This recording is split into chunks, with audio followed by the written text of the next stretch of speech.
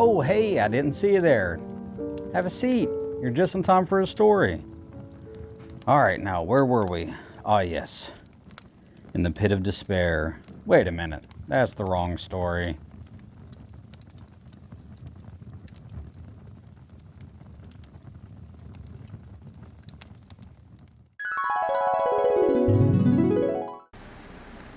So the day was June 23rd, 2020. My wife had made reservations at the beach for us to go on vacation. Her car just happened to have broken down the night before, radiator issue, so we had to put it in the shop. Called up my dad, who lives about 20 minutes away, and he says, that's no big deal, you can borrow my crew cab pickup truck and just put your luggage in the back, should be fine. So I'm like, okay, no big deal. That morning, we're planned on heading out at like 11 o'clock to make sure to get there by 3 p.m. I think that was somewhere around where check-in was. So I drive down there, and when I get there, he's like, sorry, we had to clean the bed out. Your sister had borrowed it to haul some of her trash to the dump, and some stuff got left behind, and you might want to take it by the car wash. So I call the wife up. I'm like, all right, I'm going to be running about 15-20 minutes later than planned because I've got to run this thing to the car wash. There's some nasty stuff in the bed of the truck that I got to get out before I even think about putting my luggage back there. The car wash isn't that far from our house. It's on the way home, about 10 minutes out of the way, close to where we used to live. And I'm heading there, and I get a call. One of my friends from back in my flea market days, he used to do antiques and estate sales with me, but he dealt mostly in like the old furniture, old glassware, cast iron, like the antique stuff, and he knew that I was like the vintage toy guy. Oftentimes, if I'm out and about and I'm searching, I'm hunting, and I see something he likes, I'll give him a tip, I'll shoot him a picture, I'll call him, I'll say, hey, you need to get down here, they've got this, they've got that, and he does the same for me. So he's calling me. I answer it. He's like, you need to get to the Goodwill by your old house fast. And I'm like, why? What's going on? He goes, they just put out some old Star Wars figures that I know that you'll be interested in. And I'm asking him, you know, do they look like the old ones or do they look like the ones from the 90s? And he doesn't really know. He's doing the best he can. He's like, they look old. They're the big ones. You need to come by here. So I asked him, I'm like, can you shoot me a picture? Because I'm pressed for time. I'm already running 20-30 minutes behind schedule. I'm supposed to be going out in 30 minutes to head to the beach for our vacation. And before I make a trip out of the way, I need to know kind of what I'm looking for, or what I'm looking at rather. So he sends me one picture. It's a very vague picture. I can tell at least that it is the vintage late 70s, early 80s run of 12-inch Star Wars figures. And I can vaguely make out a price tag on one of the bags that looks like it reads like $20 or $25. Now I'm thinking to myself, okay, I've found a lot of these in the wild. Relatively a lot. And 20 and 25 bucks for a 12-inch figure that's missing its accessories, nothing really to write home about. That's about all it's really worth. However, if that same figure has its accessories, then that could double, triple, quadruple the value, because the figures were easy to keep up with, the accessories were not, and that's why a lot of the value in these old toys lies in the accessories. That was the stuff that mom vacuumed up, or the dog ate, or it fell down one of the vents in the floor, or in the couch cushion, or swept and thrown in the trash. All sorts of things. To find the figure by itself was one thing. To find the figure with accessories, whole different ball game. So I'm trying to eagle eye this picture to see if I can make anything out that will make it worth my time to go up there. And I see it. I'm like, okay, that looks like Luke Skywalker, Farm Boy Luke, the 12-inch version, and it looks like I can see his lightsaber in the bag. So I'm like, okay, that's enough for it at least to warrant a visit for me to go up there, because my interest is piqued, and I'm already telling the wife, I'm like, okay, I'm running a little bit later than planned.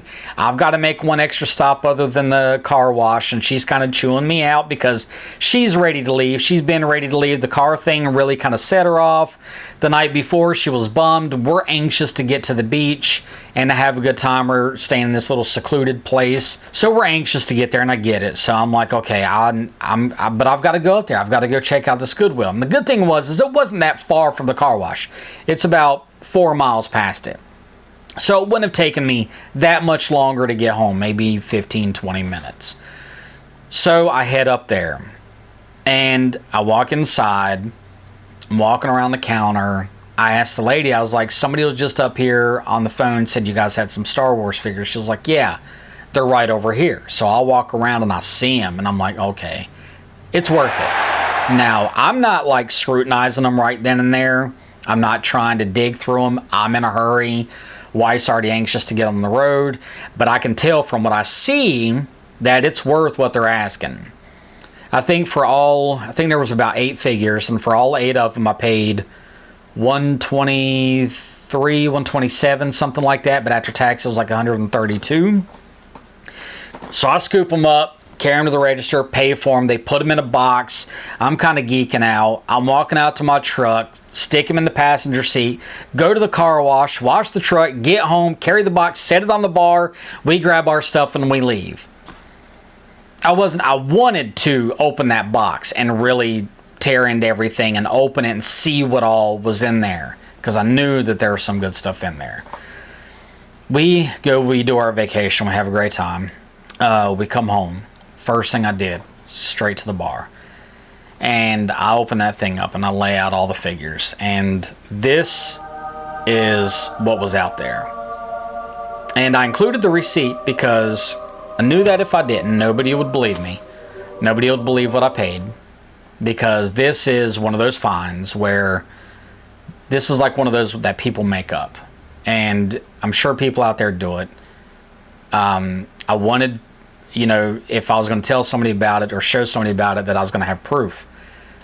And it was just one of those things that like blew my mind. So there wound up being a complete vintage Indiana Jones figure, a complete Stormtrooper 12-inch, a complete 12-inch Farm Boy Luke, complete 12-inch Princess Leia, complete 12-inch Han Solo, complete 12-inch Boba Fett, complete 12-inch scale Jawa with bandolier, but the bandolier was broken, and a Chewbacca. Now the Chewbacca wasn't complete. They only had him for $2, but the armband holding his arms together had broken, so his arms are kind of in the bag with them. And I'm pulling these out and I'm laying them on top of their bags. Some of these were priced for $20. I think one was priced for $25. A couple were priced for $15. The Chewbacca was $2. And I'm fingering through them to see what kind of condition they're in. This is where I'm looking at them under a magnifying glass. Now the Stormtrooper, beautiful. Good white color.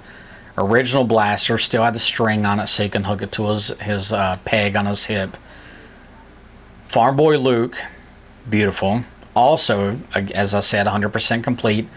Lightsaber, grappling hook, belt, boots, tunic, pants, great shape. But out of the ones that were complete, the Jawa was the only one with the real issue, and the bandolier on the back had been glued. Now, the Princess Leia, that's the one that really kind of caught me, man. When I saw that one and saw that it still had the brush and the comb. And when I was taking these out of these baggies looked vintage. The rubber bands that were holding the tops together had dry rotted and started cracking. So the rubber band just kind of broke off. And when I was opening the plastic, you could tell that the plastic over time had kind of dried and hardened at the top. So when I was opening it, it was cracking. So when I pulled this stuff out, this was like the first time it had been out of those baggies in probably 20 years. And that's just a rough guess based on the condition and what the bags and everything were like. The creme de la creme of the whole thing was that Boba Fett. It was so beautiful. 100% complete. I mean, it had everything. And I'd never held one in my hands. I've had, in my years, some beater 12-inch figures. Darth Vader with no cape or lightsaber, sometimes missing his arms because he suffers a similar fate as Chewbacca. They've got the hollow chest bodies with like the rubber band kind of in eye hooks that hold the arms together for posability. And I've come across some beater Jawas where if you hold them sideways, their limbs flop. They're so loose. And I've come across, a couple beater Farm Boy Lukes that are super stained or their outfits are long gone. But to see these in such condition, in such completeness, was like, it blew my mind. Like, I didn't know that they were all 100% complete when I bought them. I knew that they all had enough accessories to warrant spending $130 for sure. But the actual extent of what was in there, I didn't realize that until I came back from the beach. So it went from me getting hyped up, buying something, setting it on the counter, and then I couldn't touch it for almost 5 days. Granted, it was on the back of my mind. I couldn't stop thinking about it, but I couldn't physically go through it. So my curiosity was getting to me. I'm like, okay, did I see more than I thought I did? Did I not see enough? Did I make, all these questions going through my head while we're on vacation. And when I get back and it all pays off. Now, these don't go on my collection. And I know some people are going to hate me for it. But I don't have enough room to keep every single thing I find. So the way it works here, the way it works with the wife, the way it works to make sure this happens, is that I will buy toys, sell toys, use the profit for things that I want. So now, if there was something in that lot that I wanted, I would have kept it. I would have sold the rest. I would have made my money back, made profit, and basically got that figure for free. And that's essentially how this collection began. That's essentially how this collection became what it is, was that these paid for, toys paid for toys. This wasn't out of my pocket. This wasn't from my money from my day job. This wasn't from our money from our finances. These toys essentially bought themselves with a little bit of time, effort, and energy from me. And it was a hobby that essentially turned into like a part-time gig, but it worked that way. It was like an ecosystem. So when I first started, I was in a flea market. And I was dealing with mostly refurbished appliances. That's my day job. I'd rebuild, resell appliances, and I used to repair them and resell them. Nowadays I just do service work. So I had 3 booths in the flea market. I started off with just the 2, sold appliances out of it. A corner one opened up, which actually was a booth and a half. I wound up renting it out, but I didn't want to put more appliances in there. So I started off with like old yard sale stuff, things I would go to estate sales. I found estate sales to be kind of fun. You never know what you're going to find. And this was all pre-COVID, obviously. And I used to love going to estate sales, yard sales, find all sorts of stuff. And it was good. It made money, but I didn't have anything in common with my clientele. Like, I was dealing with 60, 70, 80-year-old customers. And at the time, I was like mid-30s. There was just too much of an age difference. I didn't have anything in common with these people. So I remember going to a Goodwill. You'll probably hear that name pop up quite a bit because we've got a lot of those around here. And winning a box of action figures in an auction for like $22. And it wound up being, I think there were 5 vintage Yu-Gi-Oh figures still on card, and 5 Yu Yu Hakusho figures still on card. But the thing that really kind of set all this in motion was when I took that box out to my truck and found a vintage 1984 Panache Place World Events Lance figure mint on card. Now, that spoke to me. That was something I had as a kid. Voltron was a favorite of mine. And up until this point, I never really had a knack for collecting. So I was like, you know what? I'm going to hold on to this one. And I took the rest of the flea market. And a younger guy came by the booth.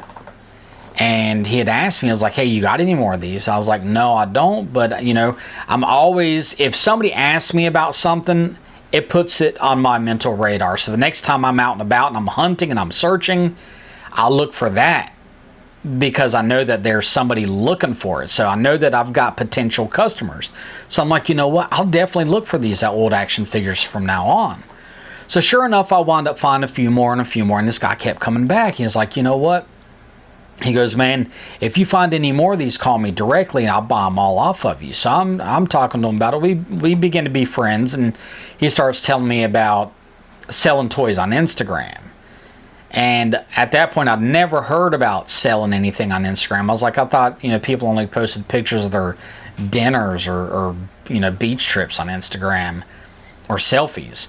He's like, no, dude, I sell, I've got several hundred followers, and I look, for vintage toys, and I take them up there and I post a picture on Instagram, put how much I'm selling it for, figure out what shipping is, and I sell it that way. And just, so he kind of showed me the ropes on that. It just eventually turned into this where I was like, you know what? I want to focus that booth and a half to strictly just that style stuff, because I really enjoyed it. I enjoyed the hunt.